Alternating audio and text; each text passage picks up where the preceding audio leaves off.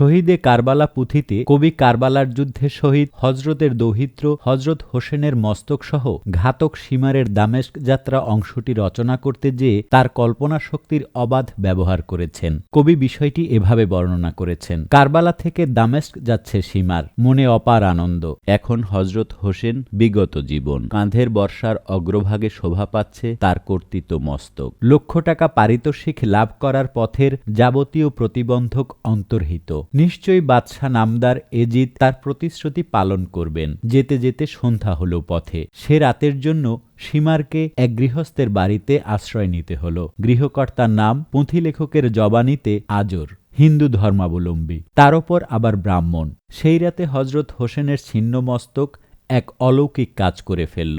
আপনি যদি সম্পূর্ণ অডিও বুকটি শুনতে চান তাহলে কমেন্ট বক্সে থাকা লিঙ্কে ক্লিক করুন এবং পুরো অডিও বুকটি শুনুন। এরকম আরও নতুন নতুন ভিডিও এবং অডিও বুক পেতে আমাদের সাথেই থাকুন।